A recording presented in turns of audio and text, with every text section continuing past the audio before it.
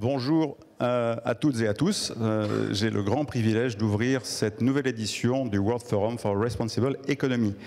Cette table ronde d'ouverture va traiter d'un sujet stratégique, savoir si l'Europe est un continent qui est à contretemps dans un monde en pleine transformation et si finalement ce contretemps est une chance ou pas.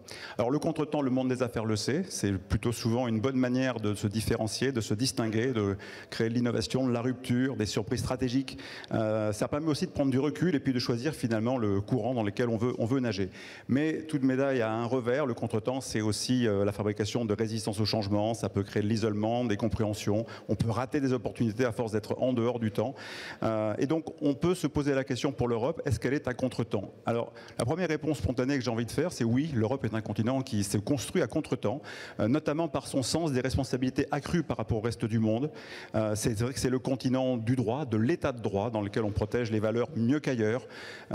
C'est un continent qui s'engage de manière très forte sur le réchauffement climatique. L'année dernière, moins 8% d'émissions de gaz à effet de serre. On est un continent qui réglemente pour protéger la RGPD, la réglementation sur l'intelligence artificielle, entre autres choses.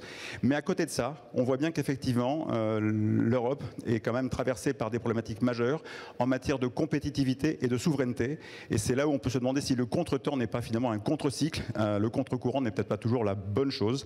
Et on le voit, la croissance que nous avons aujourd'hui en Europe est inférieure à celle du reste du monde, États-Unis, Asie, Moyen-Orient. La désindustrialisation, qui a été un choix que nous avons voulu opérer, se traduit par des conséquences lourdes et profondes. Voilà, on a multiplié les dépendances stratégiques et le paradoxe c'est que alors qu'on est le continent le plus protecteur, on assiste à une montée des populismes et des colères un peu partout qui est préoccupante. En pratique, quelques chiffres, on voit bien que le PIB européen, c'est peut-être aussi l'explication, est en grand décalage par exemple avec les États-Unis, puisqu'on est à 75 000 $, 76 000 $ par américain, quand les Européens sont à 40 000. Notre monnaie ne parvient pas à rivaliser avec le dollar. En matière de défense, en général, vous nous le direz, mais c'est vrai qu'on est quelque peu dépendant des Américains et de l'OTAN, ce qui n'est peut-être pas une belle chose, mais c'est une réalité. On voit bien, et ça sera par rapport à nos conversations avec André Lozenbroek-Pietri, que l'UE ne dépose que peu de brevets par rapport au reste du monde, 10 à 12%, tandis que les Américains en déposent 20% et l'Asie prend le reste, 65%. Et en matière de R&D, l'Europe investit plus ou moins 350 milliards d'euros par an, quand les Américains sont à 600 milliards. On est à 2% du PIB, ils sont à 3%. Et la Chine, elle, rien que de son côté, est à 500 milliards d'euros. Voilà. Donc il faut avoir les moyens de son ambition, les moyens de son temps, si je puis dire. Et on se rend bien compte que la partie se joue à un niveau qui est souvent au-dessus de nos têtes, entre la Chine, la Russie et les États-Unis.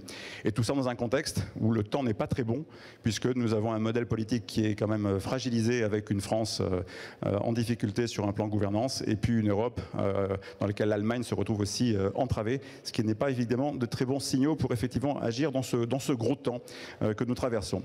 Alors pour discuter de ces sujets, j'ai la chance d'avoir un panel exceptionnel avec moi, et on va commencer avec vous, mon général.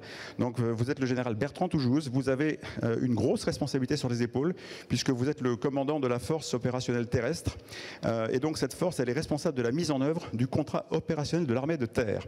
L'ensemble des unités qui vous sont subordonnées rassemblent 77 régiments, 11 écoles, 10 centres spécialisés, et la grande majorité des 77 000 soldats qui sont au sein de ces différentes unités. Donc gros commandement. Vous êtes Saint-Cyrien, vous êtes issu des forces spéciales, vous avez passé pas mal de temps au sein du 13e RDP, le régiment de dragons parachutistes, qui est un régiment d'élite, et vous avez été, dans ce cas de ce régiment, spécialisé dans la recherche du renseignement par des moyens humains sur n'importe quel théâtre, en temps de paix, de crise ou de guerre. Avant d'arriver à Lille, vous étiez le patron du commandement des opérations spéciales, le fameux COS, et puis vous avez été également directeur adjoint de la direction du renseignement militaire. Avec vous, mon général, on va s'intéresser à ce gros temps dans lequel nous sommes aujourd'hui plongés. Et donc la question que j'ai envie de vous poser, finalement, est-ce que ce modèle d'Europe à contretemps, est-ce que finalement il est une chance pour nous? Est-ce qu'il répond aux enjeux auxquels on est confronté aujourd'hui, notamment par rapport à la multipolarité du monde et à la multiplication des crises? Alors, il y a une lecture qui m'avait marqué quand j'étais plus jeune. C'est le livre de M. Paul Kennedy, Rise and Fall of the Great Powers, en 1987, qui est un livre qui est assez intéressant, à mon avis, pour savoir justement à quelle phase d'un cycle ou d'un temps nous nous trouvons. Et lui avait une thèse qui disait que, bon, voilà, d'une manière générale, les grandes puissances évoluaient à travers le temps, à travers les siècles, avec initialement toujours un démarrage qui ne pouvait être qu'économique, et qu'au bout d'un certain nombre de dizaines d'années ou de siècles, on commençait à avoir des capacités de rayonnement qui s'étalaient sur tous les champs possibles. Et puis en fin de cycle, quand les pouvoirs étaient en train de baisser, le dernier endroit où il y avait encore une supériorité, c'était dans le domaine militaire, puisqu'il s'agissait de pérenniser le modèle par la force, puisqu'on n'était plus capable de le faire de manière naturelle par la réalité de l'économie, du développement, etc. Donc la question qu'il faut se poser, c'est voilà, est-ce qu'on n'en est pas quelque part là, aujourd'hui, dans le monde que nous traversons? Lui, à l'époque, il tenait cette thèse concernant les États-Unis à la fin de la guerre froide. Et ce qui est quand même très intéressant, c'est que les Américains ont réussi à faire mentir totalement ce modèle, puisqu'ils se sont totalement réinventés dans la décennie qui a suivi pour refaire, à partir de l'ancienne révolution industrielle, une révolution autour du numérique qui les a replacés au premier plan de manière incroyable, là où on avait le sentiment qu'on était sur un fin de cycle. Alors ce que j'espère dans le contretemps actuel de l'Europe, c'est que finalement, sur cette fin de cycle qui s'annonce, on va être capable d'avoir le même type de rebond que ce qu'ont fait les États-Unis. Aujourd'hui, notre niveau de baisse, il est dans le domaine militaire, en réalité aujourd'hui tout à fait bien amorti, puisqu'on a ce leurre de l'OTAN. Alors c'est pas complètement à l'heure. Si demain il y avait une guerre en Europe, on peut penser que l'ensemble de l'OTAN marcherait d'un même pied. Voilà. L'OTAN aujourd'hui c'est 55% des dépenses mondiales d'armement, et il y a un gap encore qui reste considérable entre ce qu'est la puissance du bloc occidental, États-Unis compris, face à l'ensemble de nos compétiteurs. Le vrai sujet qui évidemment aujourd'hui est vertigineux, notamment avec les perspectives éventuellement nouvelles d'un monde trumpien où les Américains feraient d'autres choix, c'est sinon on se retrouvait tout seul. Et où là, effectivement, le modèle n'est absolument pas le même. L'Europe, donc dans l'OTAN, 68% des dépenses, ce sont les Américains. Les Européens, on a une gamme des 24-25%, l'Union européenne. Bon, ce qui est intéressant, c'est que même avec ça, on reste en théorie, en façade, on dépense, nous, Européens, Union européenne, 3 fois plus que les Russes et 1,5 fois plus que les Chinois. Maintenant, quand vous êtes en parité de pouvoir d'achat, on peut penser probablement que les Chinois, en réalité, dépensent 1,5 fois de plus que nous, et les Russes sont au même niveau que nous. Donc ça, c'est forcément, ça questionne le modèle. Voilà. Alors, est-ce qu'on est à contre-temps? Moi, je note quand même que les sujets stratégiques européens ont donné le là au monde jusqu'en 1990. La fin de la guerre froide, c'est un sujet européen. La chute du mur est européen. Et ce qui est intéressant, c'est que cette chute du mur, elle s'est produite sur les valeurs qui sont les nôtres et avec laquelle, derrière, on a continué de construire l'Union européenne. C'est les peuples qui ont fait tomber les murs. C'est pas des agressions militaires, c'est pas quelque chose. C'est les Hongrois qui ont ouvert les portes, ce sont les Allemands de l'Est qui ont fui le pays, et finalement, les systèmes se sont délités.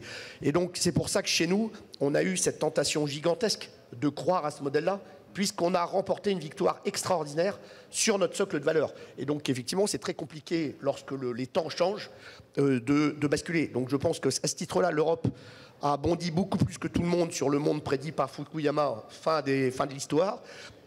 On a été très très allant au niveau des Nations Unies dans les années 90, avec des succès relatifs, c'est-à-dire progressivement on s'est rendu compte que c'est pas ça qui allait transformer le monde. Et après effectivement je pense que le début du contretemps, on l'a eu au moment du début de la menace terroriste, où on voit bien que l'Europe, à partir du moment où les États-Unis basculent dans ce modèle-là à compter de 2001, pendant 10-12 ans, même en France, hein, on a été quand même un peu en retrait de ce sujet-là, en disant que ça ne pouvait pas être la clé de la lecture du monde. Alors là, dans une logique d'opposition islam-monde occidental, je pense que ce qu'on n'a pas vu là, c'est bien au-delà du terrorisme, c'est l'ampleur d'une contestation de l'ordre mondial tel qu'il était organisé par les Occidentaux, dont le terrorisme a été, à mon avis, simplement une expression. Donc c'est quelque chose sur lequel on a commencé à être un peu en décalage, en disant ben non, nous, nos valeurs, notre modèle est bien meilleur que ça, donc on va continuer à triompher. Et effectivement, quitte à l'exporter, quitte à vouloir l'exporter. Et quand on a basculé dans la logique de monter des puissances à partir des années 2005-2010, là aussi, on s'est dit, mais non, ce n'est pas possible. Bon, alors ce que je note néanmoins, c'est qu'au-delà de la manière dont on l'a couvert plus ou moins, néanmoins, on le retrouve dans tous les documents stratégiques français. Vous prenez tout ce qui a été écrit par le Quai d'Orsay, livre blanc de la défense, etc., depuis une vingtaine d'années, ces réalités-là sont décrites. La montée en puissance des puissances, la montée de la contestation, on ne l'a pas raté. Et d'ailleurs, ce qui est intéressant, c'est que d'un point de vue conceptuel, nous aujourd'hui, on raisonne nos affaires selon le triptyque compétition, contestation, affrontement, qui a remplacé la vieille dualité paix-guerre. Et ça, c'est un vocabulaire qui est aujourd'hui parfaitement approprié par l'ensemble de nos autorités politiques. Et on retrouve exactement le même vocabulaire à l'OTAN. Donc ça veut dire que l'ensemble du monde occidental se retrouve dans cette dialectique-là. Voilà. Donc nous, aujourd'hui, notre enjeu, et je terminerai par ça, c'est qu'on est clairement dans une phase stratégique de contestation. Donc je pense que le contretemps qu'il ne faut absolument pas rater, c'est celui-là. On ne peut pas être à contretemps de la contestation, parce que c'est le monde dans lequel nous vivons. Et dans cette contestation se passe une période très importante, c'est qu'il faut garantir que nos adversaires ne soient pas tentés par l'affrontement. Donc il faut qu'on soit très fort dans la phase actuelle. Il faut, un certain nombre d'interlocuteurs auront probablement plus de réponses que moi là-dessus, mais il faut vraiment qu'on se réinvente dans cette période de contestation pour gagner la guerre avant la guerre, c'est le vocabulaire que l'on a, voilà, et pour éviter absolument de basculer dans une logique à l'ancienne d'affrontement. Et si vous aviez une ou deux recommandations à formuler par rapport au temps dans lequel on est, c'est-à-dire un temps où l'affrontement avec la Russie est là, il n'est pas certain qu'on aille beaucoup plus loin, mais ça peut quand même se produire. Qu'est-ce qu'il faudrait faire rapidement pour être dans le temps de cette réaction ? Comme toujours, quand vous êtes en phase de réaction pure, on a des phases de mode type survie. C'est-à-dire qu'aujourd'hui, on a besoin de transformer nos outils militaires, transformer nos postures, revoir un peu un certain nombre de sujets d'adaptation, innovation, etc. à court terme. Après, il y a des questions beaucoup plus lourdes qui se posent à moyen et long terme. Enfin, je pense que ça fera l'objet d'autres interventions également. Merci, mon général. On va enchaîner et je me tourne maintenant vers Joséphine Staron. Donc, Joséphine, vous êtes la directrice des études et des relations internationales de Sinopia. Vous êtes également docteur en philosophie politique, ce qui vous permet sur les questions européennes. Et j'ai envie de vous poser une première question sur finalement le temps dans lequel on se situe et ce contretemps dans lequel on va basculer dans peu de jours, le 20 janvier, avec l'arrivée de Donald Trump qui va pas mal bousculer, on le voit déjà, de position, de stratégie. Donc, quelle lecture, du point de vue de l'Europe, on peut faire de cette arrivée de Donald Trump? Comment ça nous bouscule? Et puis, quelles conséquences pour nous à court terme? Alors, je peux donner des éléments de réponse, mais c'est vrai que je m'avancerais si je vous décrivais un scénario qui serait celui des conséquences de l'élection de Donald Trump sur les Européens, parce qu'il est par nature très imprévisible, ce président. Alors, on connaît la version 2016 de Donald Trump, on ne connaît pas encore véritablement la version 2024. Donc, je pense qu'il faut quand même rester prudent. En revanche, ce qu'on sait, c'est que les États-Unis ont, depuis un certain nombre d'années, que ce soit des démocrates ou des républicains, une certaine tendance à un protectionnisme, à une préférence américaine, et on l'a vu à travers un certain nombre de projets de loi et de lois. La dernière en date, c'est le fameux Inflation Reduction Act, qui nous coûte beaucoup à nous Européens, qui coûte énormément aux entreprises, aux industries européennes, notamment dans les secteurs de l'énergie verte et encore plus dans le secteur de l'automobile électrique. Et cette posture américaine, non seulement elle ne date pas d'hier, mais surtout elle n'est pas unique à Donald Trump. Donc que ça a été Kamala Harris ou que ce soit aujourd'hui Donald Trump, les Européens savaient bien qu'ils allaient devoir revoir leur logiciel de pensée et si ce n'est devenir eux-mêmes protectionnistes, du moins prendre en considération le fait que le monde était un monde qui se refermait de plus en plus, qui se protégeait de plus en plus et que dans ce monde-là, l'Union européenne allait devoir revoir ses standards, ses principes, même ses valeurs finalement, parce que vous l'avez dit Alexandre, oui, vous l'avez dit Alexandre au début, l'Europe a été à contretemps et c'était une bonne chose, parce que dans un premier temps, le temps de la construction européenne qui était celui de la dévastation de tout un continent, que ce soit un continent dévasté économiquement, humainement, socialement, politiquement, l'Europe, elle est arrivée comme un projet à contretemps, un projet de paix. un projet de droit, un projet humain, alors bien sûr qui s'est d'abord organisé sur des enjeux économiques, de coopération en matière énergétique pour démarrer, et puis qui s'est élargi au fur et à mesure, mais ce contretemps, il était non seulement utile à l'époque, mais il était indispensable et il était voulu par les Européens qui cherchaient cet idéal à contretemps. Aujourd'hui, l'Europe, elle risque d'être à nouveau à contretemps, mais cette fois-ci parce qu'elle n'a pas pris suffisamment la mesure du temps dans lequel elle s'inscrit, qui n'est plus du tout le temps soit des années 50-60, soit des années 90, fin de la guerre froide et essor de la mondialisation, du capitalisme, etc. Donc, depuis 20 ans, 30 ans, en fait, l'Europe aurait pu prendre conscience que le monde était en train d'évoluer vers ce qu'on va appeler aujourd'hui la multipolarité, ou il y a plein de termes scientifiques pour essayer de comprendre ce qui se passe, mais en fait, concrètement, ce qui est en train de se passer, c'est une guerre des pôles d'influence, des pôles de puissance, où chacun essaye de tirer son avantage et par des manières conflictuelles, par des manières violentes, eh bien, d'imposer sa vision des choses, sa vision économique, sa vision politique, sa vision sociale au reste du monde.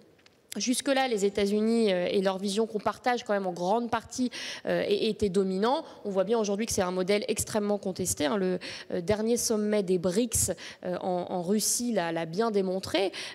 Petit exemple parmi des dizaines, les BRICS élargis, qui représentent 45% de la population mondiale, ont décidé d'adopter un nouveau système financier alternatif au fameux système SWIFT, dont la Russie a été sortie depuis l'invasion en Ukraine. Et donc on voit que sur un exemple comme ça très précis, eh bien, la Russie, la Chine, leurs alliés s'unissent et réussissent à mettre sur pied des plans pour contrecarrer les plans des Occidentaux. Et ça fonctionne. Et ça va fonctionner sur un certain nombre de problématiques, de projets. Et donc, ce que les Européens doivent faire aujourd'hui, et ils le font déjà dans une certaine mesure, c'est-à-dire qu'aujourd'hui, les Européens ont conscience qu'être à contre-temps n'est peut-être pas, dans le temps actuel, la bonne solution, et qu'ils doivent prendre en compte certains facteurs, notamment des facteurs démographiques aussi, parce qu'on ne parle pas assez souvent de la démographie de l'Europe et de l'Occident de manière générale. Un chiffre, en 2050, les prévisions, c'est que l'Europe représente un peu moins de 450 millions d'habitants, sur plus de 8 milliards d'habitants sur Terre. Donc quand on a déjà ce ratio-là, on sait qu'on ne va pas pouvoir capitaliser sur le nombre, donc il va falloir pouvoir capitaliser sur d'autres atouts. L'atout principal, c'est notre marché intérieur, ça l'a toujours été.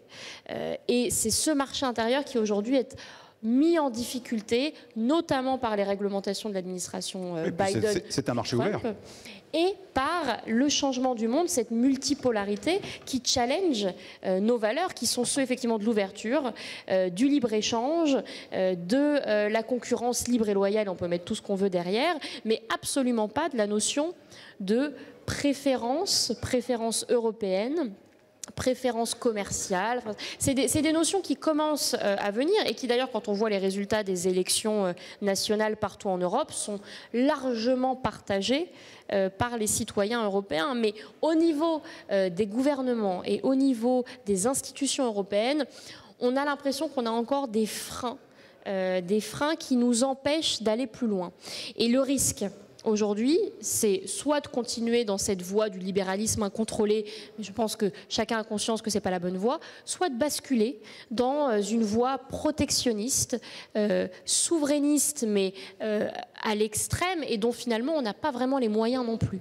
La force de l'Europe, pour être à contre-temps et en même temps dans le temps, ça a toujours été de créer sa propre voie, une troisième voie dans un monde très polarisé. Je pense qu'aujourd'hui, on doit encore retrouver cette créativité-là. L'Europe peut le faire.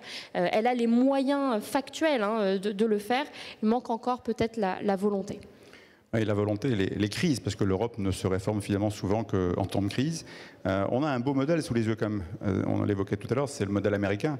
Le modèle américain est fort parce qu'il réglemente très clairement. Il a cette espèce de puissance au travers du dollar, de sa loi, de ses lois, de son extraterritorialité de son système. Mais à côté de ça, il est fort sur un plan industriel, économique, technologique. Et nous, on est aujourd'hui très en pointe sur la réglementation, mais finalement, à l'intérieur, sur les aspects économiques et notamment industriels et technologiques, on ne fabrique pas de licorne ou pas assez, on ne fabrique pas de champion ou pas assez. Donc il faut s'en sortir de ça. C'est quoi la solution? C'est le rapport Draghi, mais personne n'en veut. Alors, le rapport Draghi devrait être le livre de chevet des dirigeants européens, tout comme le rapport Letta avant lui. Enfin, les solutions, elles ont toutes été écrites. En fait, on n'a pas à inventer grand-chose. Encore une fois, c'est une question de volonté et c'est une question de financement. Il y a des solutions très pratico-pratiques. L'épargne européenne qui constitue 33 milliards d'euros. Cette épargne, aujourd'hui, 300 milliards sur ces 33 milliards vont vers les États-Unis. Des financements pour des entreprises, des industries américaines. Bon, peut-être qu'il serait temps de réfléchir à un nouveau fléchage de cette épargne. Finir enfin l'union des marchés des capitaux, l'union bancaire. Alors, il y a énormément de freins, mais ce sont avant tout des freins politiques. Parce qu'on est déjà allé très loin. Quand vous parlez à des économistes, à des financiers, on y est presque, en fait, à cette union. Il faut simplement débloquer certaines choses. Et donc, c'est pas tant la technicité, c'est pas tant même le financement, parce que là encore, les financements, ça se trouve si on les cherche. Mais il faut des moyens ou de la souplesse? Il faut de la souplesse, mais il faut surtout une volonté et savoir où on va. Quel est l'objectif? La compétitivité, c'est un moyen. C'est pas une fin. Comme la solidarité européenne, c'est pas une fin en soi, c'est un moyen. Donc quelle est la fin qu'on veut? La fin du projet européen, la finalité, ça a toujours été plus de prospérité et surtout préserver un modèle unique au monde et unique dans l'histoire. Où dans le monde, où est-ce qu'on peut trouver autant de liberté? Liberté d'action, liberté de pensée, liberté d'expression. Il y a très peu d'endroits dans le monde, et on le voit même aux États-Unis aujourd'hui, où finalement ces libertés se réduisent comme peau de chagrin. En Europe également, on le voit. Donc, si on veut préserver nos modèles économiques, nos modèles sociaux, nos modèles politiques, eh bien, il faut s'en donner les moyens. Et les moyens, ils existent. Maintenant, il faut une coalition des volontés à 27. Et on voit aujourd'hui qu'avec en plus des États comme la France et l'Allemagne affaiblis intérieurement, cette coalition des volontés, elle est difficile à saisir. Merci Joséphine. Moyens, souplesse, volonté. On va en parler maintenant avec André Losgrug-Pietri. André, vous êtes d'abord, merci d'être venu, parce que comme Joséphine, vous avez pris un train très tôt ce matin, parce que le général vit en voisin et Jean-Claude est arrivé la veille. Donc on a un petit avantage stratégique sur vous en termes de fraîcheur. Les idées claires. C'est ça. Voilà. Alors André, vous êtes le président et le directeur scientifique de la Joint European Disruptive Initiative, autrement dit JEDI. Ça, c'est pas mal. Vous avez occupé de nombreuses fonctions de direction dans le secteur du capital investissement, dans l'industrie, en tant qu'entrepreneur, et au sein du gouvernement, vous avez été conseiller principal du ministre de la Défense. Donc vous êtes le précurseur d'une agence européenne pour les projets de recherche avancée, une forme d'ARPA, qui rassemble près de 6000 scientifiques de premier plan, des fondateurs de start-up et des industriels issus de 30 pays européens. C'est quand même assez remarquable. Et votre mission, c'est d'accélérer le leadership du continent en matière d'innovation de rupture dans les technologies climatiques, les sciences de la vie, l'espace, les océans et le numérique. Accessoirement, vous êtes diplômé d'HEC, de la Kennedy School et de l'IHEDN. On est quelques-uns ici à l'être aussi. Vous êtes Young Global Leader du Forum économique mondial, colonel de réserve de l'armée de l'air et de l'espace français. Bon, moi, je suis dans la marine. J'espérais que vous n'alliez pas parler de l'armée de l'air en face du général, mais c'est vrai. Ah, moi, je suis dans la marine, donc on fait chacun son défaut. Et vous avez publié très récemment une tribune que je recommande dans Le Point, qui est intitulée « Pour que l'Europe ne sorte pas de l'histoire, lettre ouverte au futur commissaire européen ». Alors André, ensemble, la question qu'on peut se poser, c'est effectivement dans le contexte dans lequel on est aujourd'hui, avec les chiffres que j'ai mentionnés en démarrage, dans cet univers que vous connaissez particulièrement, celui de la défense, de l'innovation, de la R&D, qui sont des domaines essentiels à la préparation de l'avenir, est-ce qu'on est dans le bon temps avec l'Union européenne ou pas? Aujourd'hui, on est complètement sorti de l'histoire. Quelques chiffres. Cette année, les Américains ont déjà lancé 120 fusées dans l'espace. On en est à 2 en Europe. On est à 1% aujourd'hui de part de marché pour le plus grand acteur du cloud. Sur les semi-conducteurs, on est totalement sorti des semi-conducteurs les plus avancés, ceux que vous utilisez sur vos iPhones. Donc voilà, le constat aujourd'hui. Mais quand j'entends le général parler effectivement de cette capacité de se réinventer, c'est comme ça que j'aimerais parler du mot contretemps. Alors, déjà beaucoup d'espoir, parce qu'il n'y a quand même qu'en France et en Europe qu'on a ce genre de débat où on essaie quand même de se remettre en permanence en question et de réfléchir à l'avenir. Donc ça, c'est quand même un point très positif. Moi, j'ai envie de pas de parler de contretemps, mais de parler d'anticipation. Quand on pense Europe, on a toujours effectivement été, jusqu'à il y a 20 ou 30 ans, vraiment en anticipation. On avait compris que les démocraties n'étaient fortes que grâce à leur classe moyenne, d'où notre modèle social. On avait compris avant tout le monde, 40 ans avant tout le monde, que le sujet environnemental était important. Les premiers partis verts, écologistes, etc. sont bien plus anciens chez nous. Alors il y avait quelques mouvements en Californie, mais j'accepte.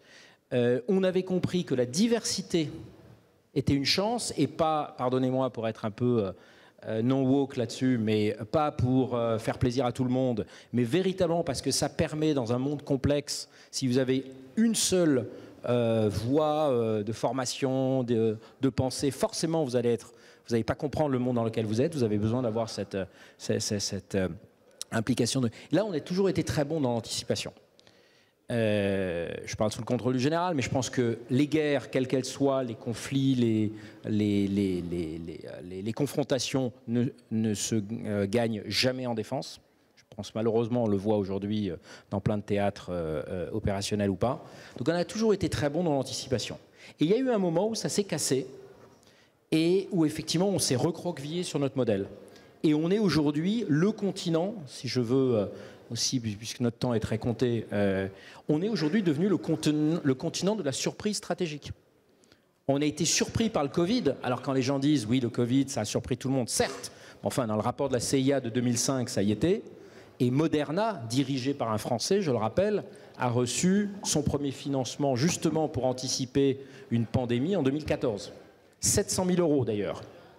Un point, je vais revenir là-dessus, il y a aussi un mythe sur « c'est l'argent qui compte ». Non, ce n'est pas que l'argent qui compte, c'est l'anticipation et l'agilité.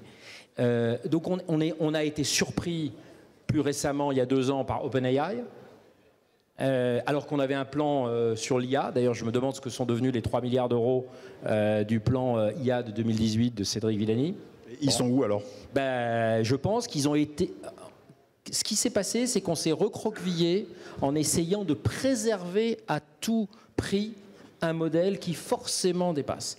Et le paradoxe, et je pense que c'est pour ça que c'est tellement dur pour nous en ce moment, et qu'on sent quand même, enfin, vous avez tous vu ce qui s'est passé la semaine dernière, on a vu une accélération, il y a des lignes rouges qui sautent, vous avez peut-être un pays qui va basculer comme la Roumanie, enfin, on sent qu'il y a une vraie accélération de l'histoire, parce qu'au moment où l'histoire s'accélère, un des points où on pourrait dire, comment est-ce qu'on peut voir, regardez le nombre de données produites dans le monde. C'est vraiment une exponentielle depuis maintenant 10-15 ans. Au moment où ça s'accélère, nous, on se recroqueville, on a beaucoup de mal à se projeter en avant. Et je reviens à ce qui a été dit avant. On a perdu cette capacité, en fait, de vision de pourquoi on fait ça.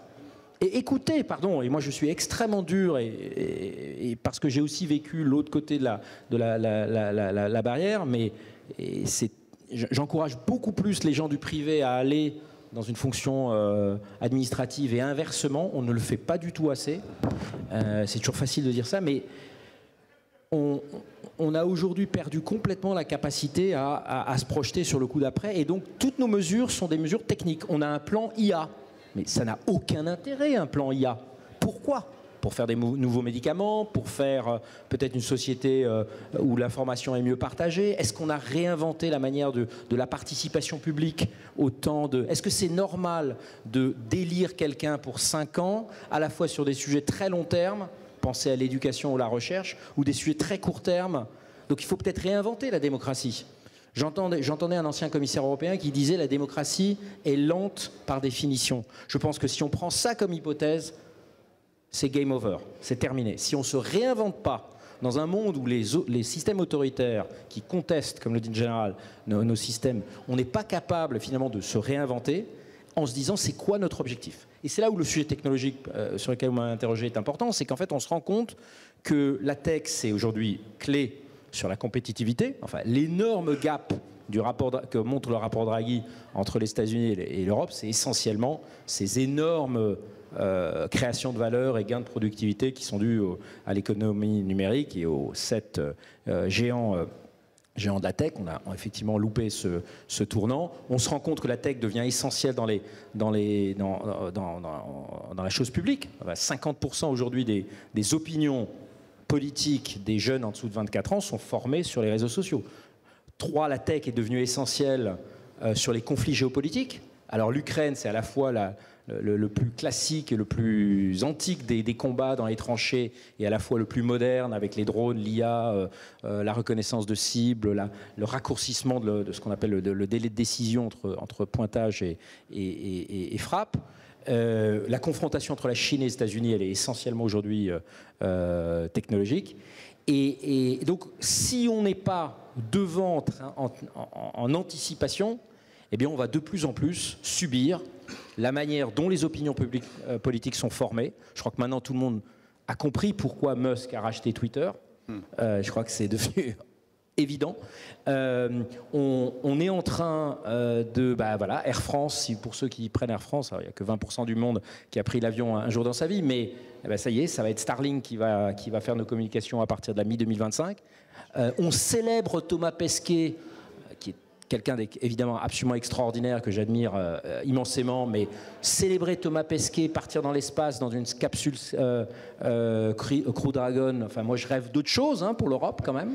On a perdu notre accès indépendant à l'espace, alors on est en train de le récupérer grâce à Ariane 6. Donc je pense qu'il y a cette espèce de sursaut. Alors moi je vais citer un autre Kennedy qui en 62... il y a eu la crise de Cuba, il y a eu la baie des cochons, il y avait Sputnik qui a créé cette agence d'innovation de rupture américaine qui a été un choc pour les Américains parce que soudain les Russes avaient utilisé un missile intercontinental en fait pour lancer Sputnik. Et en 62, il y a ce fameux discours, pas dans la salle des fêtes d'une présidence de la République, mais devant 40 000 personnes, devant un stade rempli à Rice, une université du Texas, qui dit « Nous choisissons d'aller sur la Lune, nous choisissons d'y aller d'ici la fin de la décennie », et il n'avait aucune idée de comment y arriverait. Mais en 7 ans, ce projet simple, facile à comprendre, enthousiasmant pour tout le monde, a créé des milliers, il y a eu plein de films là-dessus, de milliers de projets dans le domaine de la santé, et là, on veut aller sur Mars. Des matériaux. Oui, mais je pense qu'aujourd'hui, les projets, c'est pas forcément d'aller sur la Lune, c'est est-ce qu'on peut travailler sur des modèles, par exemple informatiques, qui, aujourd'hui, le grand enjeu de l'IA, c'est devenu un sujet énergétique. Le mur qu'on a devant nous, énergétique, il est absolument majeur. Le problème, c'est que c'est l'Europe qui a un problème énergétique. Donc, est-ce qu'on peut développer cet outil qui va révolutionner le monde du travail et aussi est-ce que l'intelligence, quelque part, est-ce qu'on peut le révolutionner avec des modèles qui consomment, je ne sais pas, 1, 2, 3 ordres de grandeur Est-ce qu'on peut développer des nouveaux médicaments? Est-ce qu'on peut... On est sur une transition énergétique, mais aujourd'hui, certes, vous êtes écolo quand vous faites 10 km en voiture électrique, mais les mines, aujourd'hui, c'est 10% des gaz à effet de serre. Donc, en fait, sur toute la chaîne, est-ce qu'on a un grand projet de remplacer cette économie extractrice, le lait, les mines, les minéraux, les minerais, par une économie génératrice? Et là, tout ce qui est... les promesses de la biologie sont fabuleuses. Donc voilà, je dirais que c'est ce genre de contretemps qu'il nous faut à nouveau retrouver. Et là où je reste, je conclue juste là-dessus, là où je reste un Européen ou un Français absolument optimiste, c'est qu'on a cette diversité qui, normalement, si on l'utilise bien, et si on n'est pas recroquevillé sur nous-mêmes, devrait nous rendre capables de voir beaucoup mieux ce qui va venir demain par rapport aux autres blocs. Question courte, réponse courte. Est-ce que dans le rapport Draghi, la proposition qui consiste à dire qu'il faut mettre 800 milliards d'euros par an pour rattraper notre retard, notamment par rapport aux Américains, est-ce que c'est la bonne solution ou est-ce qu'on utilise très mal les moyens à notre disposition au niveau de l'UE? Oui, alors un mot. Alors moi j'ai eu la chance de le voir début août. 800 milliards. On aurait voulu mettre une cible sur le dos de Mario Draghi. On n'aurait pas mieux fait parce que tout son rapport dit nous gaspillons nos ressources communes. Et ensuite, il y a ce 800 milliards qui apparaît parce que, à nouveau, le logiciel de tous les hommes politiques européens, c'est un plan 3 milliards, un plan 10 milliards. Regardez la presse aujourd'hui, demain, la semaine prochaine. Non, on a utilisé sur le plan qu'on a monté après le Covid, les fameux 750 milliards, on n'en a dépensé que 39%. On a de l'argent. La question, c'est est-ce qu'on n'est pas en train de le saupoudrer en voulant faire plaisir à tout le monde? 65 pôles de compétitivité en France, est-ce que c'est sérieux? 39 000 projets de recherche financés au niveau européen? Non, parce que quand vous avez 39 000, vous n'avez pas besoin d'être patron des forces spéciales pour savoir que quand vous avez 39 000 priorités, vous n'en avez aucune. Et donc aujourd'hui, il faut être capable de faire des choix et donc d'anticiper et donc d'avoir un vrai courage politique. Et je pense que là, moi je suis personnellement très inquiet sur le système politique qu'on a aujourd'hui, que ce soit au niveau des États membres et au niveau de la Commission, qui en fait n'est plus du tout, qui réagit, qui prend les coups. C'est Mike Tyson, voilà, il y a une semaine, qui est un peu âgé et qui prend les coups. Alors certes, il est sur le ring parce qu'il est grand et imposant et qu'il est réputé, mais il n'est plus du tout capable de donner le premier coup. Et c'est ça qu'il faut qu'on reprenne. Merci André. Alors je me tourne non pas vers notre Mike Tyson à nous, mais vers Jean-Claude Mailly. Jean-Claude, vous avez été, c'est comme ça qu'on vous connaît et qu'on vous reconnaît aussi, secrétaire général de Force ouvrière 14 ans, de 2004 à 2018. Vous avez travaillé 4 présidents de la République, ce qui n'est pas banal dans une carrière. Donc vous connaissez bien la France et l'Europe, et notamment sous ses dimensions sociales et ses fragilités. On voit que les colères grondent partout, que beaucoup de choses sont en train de s'inverser. Le cycle est préoccupant. Et pourtant, je le disais dans mon introduction, ça a été souligné partout, on est aussi le continent des valeurs, des droits, un continent protecteur. Comment est-ce qu'on en arrive là? Qu'est-ce qu'on a raté? Je crois que le contretemps, pour moi, c'est un retard. Et ce retard de l'Europe, sur plein de plans, ça a été évoqué, hein, sur l'innovation, sur la recherche, sur le développement, c'est on n'a pas réussi à s'émanciper. Et on n'a pas réussi à s'émanciper notamment des États-Unis. Je rappelle que la construction européenne, et je suis européen, qui n'est pas d'ambiguïté, hein, mais la construction européenne a été... les États-Unis ont joué un rôle important dans la création de l'Europe. Monnet était proche des Américains, vous s'en souvenir, Jean Monnet. Hein, bon. Donc, et depuis cette époque, depuis la création de l'Europe, l'échec de la communauté européenne de défense, c'est aussi dû à l'intervention des Américains derrière. Hein, et on voit très bien que les modalités de l'élargissement de l'Europe à 27 pays, c'est aussi de faire de l'Europe un grand marché, mais en même temps, en faisant de l'Europe un grand marché intérieur, en faisant de l'Europe un grand marché intérieur, on fait une faible puissance économique et politique. Et donc, ce retard, il est là, et ce besoin d'émancipation est très clair. Qui plus est, c'était évoqué par le général, par tout le monde, dans un monde qui, aujourd'hui, est en révolution rapide, quoi, d'une certaine manière. Parler des populismes qui gagnent ici ou là, on parle des relations entre les États-Unis, les deux grands pays aujourd'hui, c'est les USA et la Chine. Quand vous voyez Trump qui hier annonce qu'il va mettre des droits de douane en Chine, que dit Xi Jinping? Il lui répond « c'est une erreur parce que l'importance de nos relations sont mutuellement profitables à nos deux pays ». Voilà. Donc on est face à cette bloc, je veux dire pas un bloc, mais face aux USA et à la Chine, on est à nouveau en retard. Et imaginons un seul instant, le général l'évoquait, que Trump décide je ne sais quoi sur l'OTAN, etc., quelle va être la capacité de réaction de l'Europe. Donc il y a une nécessité, selon moi, d'émancipation. Et l'Europe, de par ce mode de fonctionnement, l'Europe a du mal à prendre des décisions. Et quand toute structure publique, c'est vrai pour l'Europe, mais c'est vrai aussi pour les gouvernements européens, perd du pouvoir, c'est quoi la réaction? C'est de faire des normes. Et on normalise à outrance. On normalise à outrance au niveau européen. J'ai rien contre le CSRD, mais enfin, c'est quand même compliqué pour les entreprises.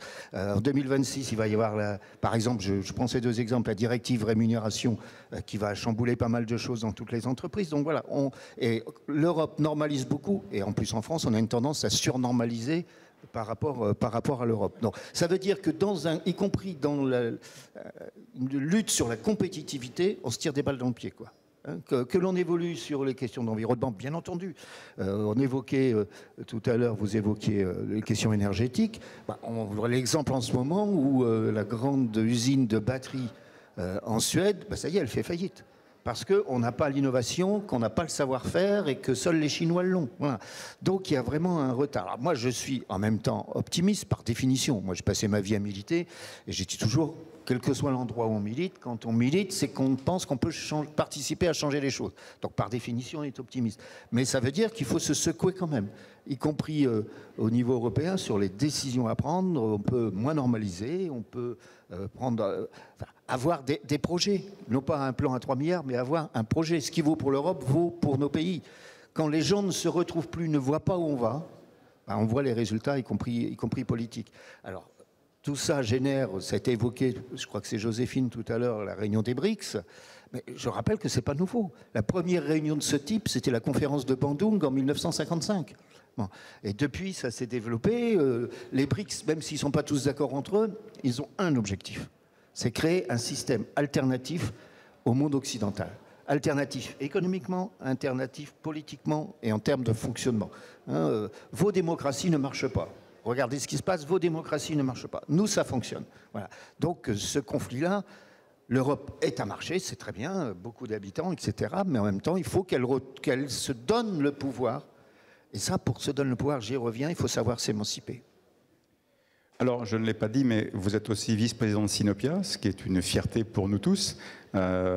Et dans le cadre de Sinopia, on travaille beaucoup sur la démocratie sociale, qui a été pas mal abîmée ces dernières années en France.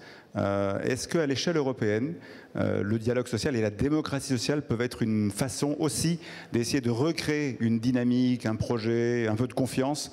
Est-ce que ça peut être un levier pour compléter effectivement ce qu'essayent de faire les dirigeants politiques qui font ce qu'ils peuvent, comme on le voit? Oui, bien entendu, même si y a eu quelques progrès ces derniers temps, mais quel a été le grand président de la Commission européenne, on peut se le dire, c'est Jacques Delors. C'est sous Jacques Delors que les choses ont avancé au niveau européen. Il y a eu après d'autres présidents pour qui le social n'était pas du tout un objectif et une priorité. Mais notamment, moi j'étais genou à l'époque, mais j'ai participé à ça, ce qu'on appelait le dialogue social Val-Duchesse à l'époque, ça veut dire réunion tous les ans entre la Commission européenne, les gouvernements, les syndicats et le patronat. Et on a lancé à l'époque toute une série de négociations. La négociation fait partie de la démocratie sociale. Alors, ça s'est un peu amélioré ces dernières années. Il y a eu des progrès en matière de salaire minimum, etc. Au niveau européen, c'est indéniable. Mais la démocratie sociale fait partie de la démocratie. Je crois qu'on a un président qui l'a un peu trop oublié ces dernières années. Alors nous arrivons à la fin de ce panel, il reste 4 minutes, c'est trop court pour faire circuler largement la parole, mais en revanche j'ai envie de vous poser une dernière question à chacun, et je me tourne vers le général, que j'ai prévenu en catimini, pour lui dire, bon, si on voulait reprendre le temps finalement, le temps de cet avantage du contretemps qui nous a permis de nous construire, si on devait retenir une idée, une initiative, quelque chose à faire, à courte échéance, qu'est-ce que vous auriez envie de suggérer à ceux qui essayent de piloter le bateau européen? Moi, je n'ai pas de doute que la plus-value majeure du modèle européen, c'est l'éducation des gens. Nous, on est entré dans un très grand projet de transformation de l'armée de terre. Pourquoi c'est faisable? Parce qu'on a des gens éduqués et que dans notre foyer démocratique européen, on a été capable de faire ça. J'ai pas de doute, bon, j'ai beaucoup voyagé dans le monde. Vous n'avez pas ce niveau d'intelligence, cette épaisseur humaine dans les autres sociétés. Donc moi, j'ai pas de doute que c'est uniquement par là que l'Europe s'en sortira. Bon, l'éducation, je retiens volontiers. Joséphine Staron. Bon, parce que c'est un peu mon dada, mais je dirais c'est la solidarité européenne. C'est-à-dire qu'on a oublié en Europe pourquoi on devait, on voulait, on pouvait être solidaire. La solidarité aujourd'hui, elle est soit acquise dans les têtes des gens, soit un objectif à poursuivre. Il faut absolument être solidaire. Elle n'est pas comprise, la solidarité. C'est aussi un sacrifice. Il y a toujours un sacrifice et une réciprocité dans la solidarité. Quand on consent à s'engager dans un projet européen, à être solidaire avec ses partenaires, on consent aussi à la fois à sacrifier quelque chose de sa souveraineté, et ça, c'est intrinsèque à la solidarité, et aussi on conçoit qu'on va retirer quelque chose de cette participation. La solidarité est un investissement, et aujourd'hui, quand on représente à peine 500 millions d'habitants sur 8 milliards, je pense qu'on n'a pas le luxe de ne pas être solidaire. Jean-Claude. Je dirais réinventer et se préoccuper du moyen et du long terme. Dans nos démocraties, en tous les cas en Europe, on a le nez sur le guidon, sur le court terme, on le voit du côté des pouvoirs publics. L'horizon d'un politique, c'est la prochaine élection. Alors vous me direz, en France, on ne sait pas quand est-ce qu'elle va avoir lieu, peut-être dans un an, on n'en sait rien. Peu importe, mais on a un calendrier politique qui s'est resserré. Donc quand vous êtes sur le court terme, vous ne projetez pas dans l'avenir. Vous ne travaillez pas sur... Une entreprise a besoin de vision à 10 ans, 15 ans, voire plus. On n'est pas sur une vision à 3 mois ou 4 mois. L'armée a besoin d'une vision très long terme, et ils le font d'ailleurs d'une manière ou d'une autre. Bon. Donc c'est réinventer, se préoccuper du moyen et long terme. Merci Jean-Claude Mailly. André Loskrug-Pietri, pour conclure. Après tout ce qui a été dit, je pense qu'il faut que d'abord on arrête d'être le continent velléitaire, c'est-à-dire qui est dans les discours, mais qui est dans l'action. Typiquement, le rapport Draghi, septembre 2023, aurait dû être publié en mai, a été publié en juin, a été publié en septembre parce qu'on ne fallait surtout pas interagir avec les élections et la nomination des commissaires et la tambouille qui se passe actuellement à Bruxelles. On est en novembre, il ne s'est encore rien fait. Deuxième point, donc le sujet du temps. Comme vous avez dit, aujourd'hui on est dans un monde où c'est plus l'argent qui compte, c'est la vitesse qui compte. C'est le premier qui va agir, qui va décider de l'agenda de demain. Et si on veut rester souverain, c'est à nous d'imposer notre agenda en s'appuyant sur effectivement les talents et l'épaisseur humaine. Et je suis tout à fait d'accord avec ça. Donc il faut qu'on redevienne, dernier mot, ce continent d'expérimentation où en fait on est en permanence en train d'utiliser cette richesse humaine et cette diversité pour expérimenter et faire le futur. Bon, nous arrivons à temps à la fin de cette table ronde. Merci infiniment. Je crois qu'en tout cas, on voit qu'il y a un chemin, il y a de la volonté, il y a la jeunesse, il y a l'expérience, il y a l'innovation qui est menée par les uns et par les autres. Et je pense que malgré tout, on a plein de raisons d'espérer. Donc, vive le contretemps et à très bientôt pour d'autres panels, d'autres tables rondes au cours de ce World Forum. Merci infiniment à tous les quatre.